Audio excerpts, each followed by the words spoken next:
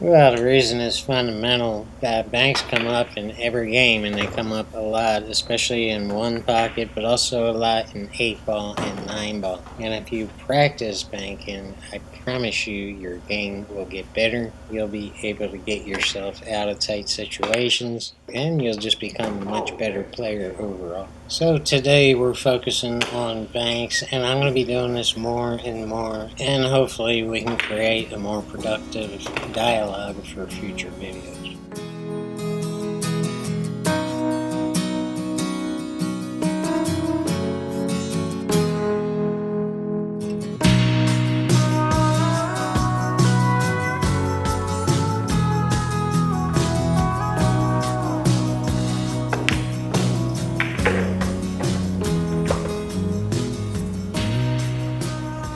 Yeah, I'm the first to admit that my banks game is not very good at all. I can't compete at a higher level, and that's basically because I can't get anybody around here to play it anymore. I used to be able to, but nobody wants to do it anymore. Now, if I drive 80 or 90 miles up the road into Kentucky, there's people lining up wanting to play, and some of these guys, that's all they do. It's all they play is banks. So they become very, very good at it. Even like players that are average in 8 ball are extraordinary in bank. So it's kind of like one pocket in this region. You can get a lot of big action playing one pocket in the East Tennessee area, but you better be able to play. And what happened there was everybody learned not to play these 9 ball players and 8 ball players anymore. So those guys went on to playing one pocket, and they're happy they did because some of them are making a whole lot more money than they used to. And so today I'm practicing, 9 ball banks. And if you never played 9 ball banks, the balls are racked like 9 ball except in any order you want because you're not shooting in rotation, and the basic gist of the game is whoever makes 5 banks first wins the game. So if I'm not running 5 and out, I'm really not happy. I was consistently running 2s, but falling short when trying to run 3s. So it was 2s over and over and over again. I made some great banks, but I was cutting the cue ball loose trying to get on that third ball. So that's what I need to work on. An interesting issue with banking balls in the pockets is you can be an incredible banker and an absolutely dreadful 9 ball banks player. And this is because at the higher levels of playing 9 ball banks, players aren't just banking balls in the pockets, they're actually getting position on another ball in the right position to bank that ball and get position on the following ball. Yeah, that's how good these guys are. So once you figure that out, and that comes with competition, that's when you start knowing where that cue ball is going after that bank, and that will severely help you in all the rest of your pool games. I mean, you don't want to just bank a ball in 9 ball just because you can. You also have to gain position on that 2 ball and the right position to get back on that 3 ball. So in a typical example playing 9 ball, let's say your opponent breaks dry and you don't have a clear shot on the 1. And if you do, you can't get on the 2 from that position of cutting the 1 or whatever you need to do with the 1. So a better idea would be to bank it in order to get position on that 2. And another prime example would be, okay, we can bank this ball, but how can we get position on the 2 ball? We're going to have to put some kind of English on it to spin it off that rail and get in line with the 2. But if we do that, that's going to throw the bank off. So now we're going to have to adjust and hit this 1 ball a little bit fuller to get to center table. Otherwise, the cue ball is going to get away from us and we're not going to be able to get out.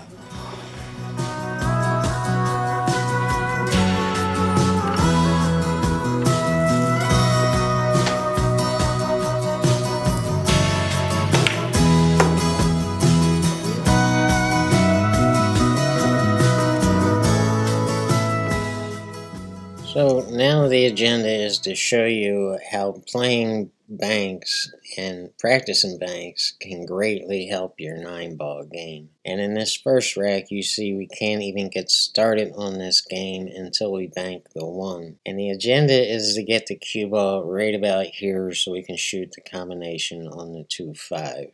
But if you're not really experienced with playing banks, you're very liable to shoot this with too much left-hand English. You have to put left on this cue ball, but not too much, and you have to know how much is too much. If you do put too much left on it, the cue ball is going to spin too far down table, and it's going to leave you dreadful position on the 2 ball. It's also real easy to shoot this too hard. A lot of people who don't play a lot of banks tend to shoot every bank hard, and it's not always the case. And there you see me pointing to where I want to be on the 2 ball. It's going to take a delicate stroke with just a little bit of left-hand English and a thinner cut on the 1.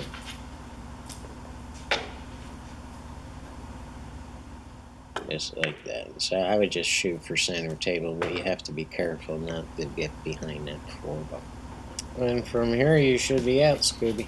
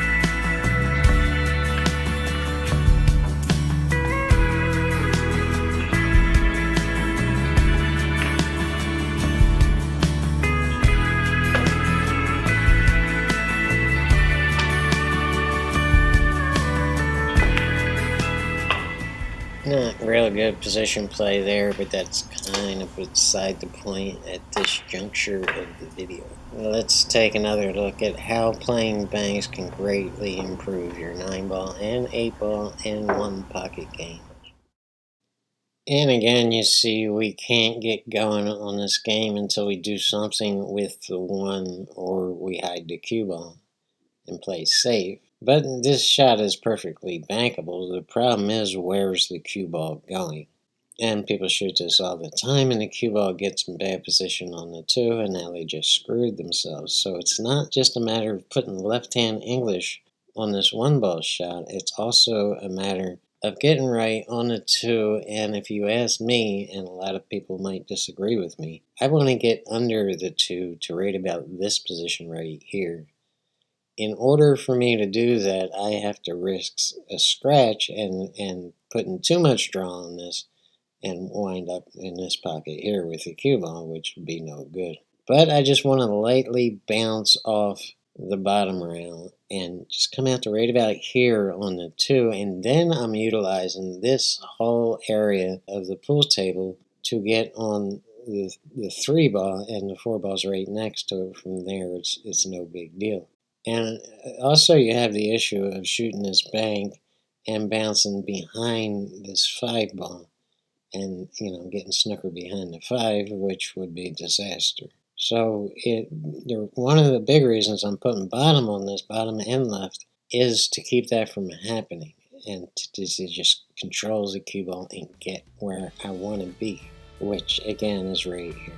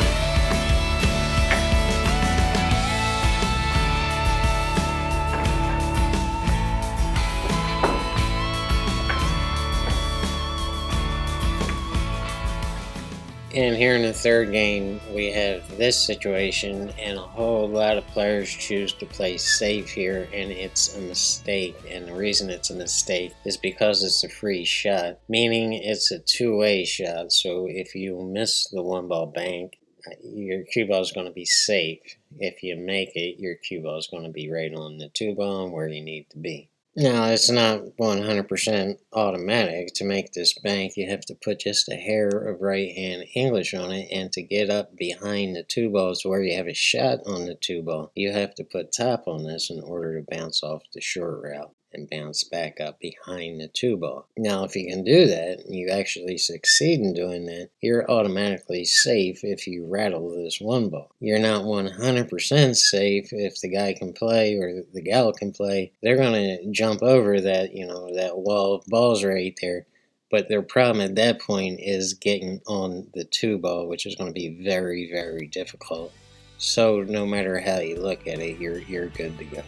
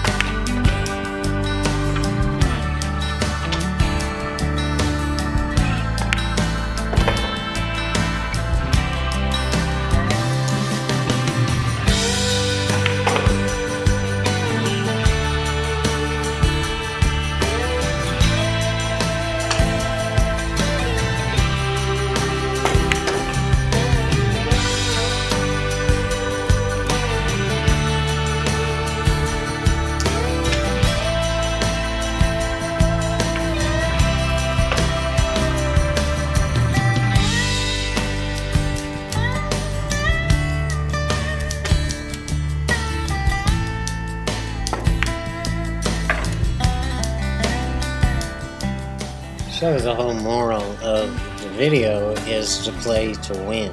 If you're playing banks, in order to win, you can't just see it as firing one bank at a time and making one ball at a time, or even two balls, because a legitimate great bank pool player is going to annihilate you because he's shooting for 5 every single time, and most often getting 4 and 3. And in order to do that, you're playing position on the next bank. So you have to know where that cue ball is going and how to control that cue ball.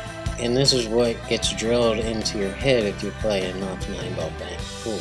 And that can help but greatly improve your skills in every single pool game. And that is a promise.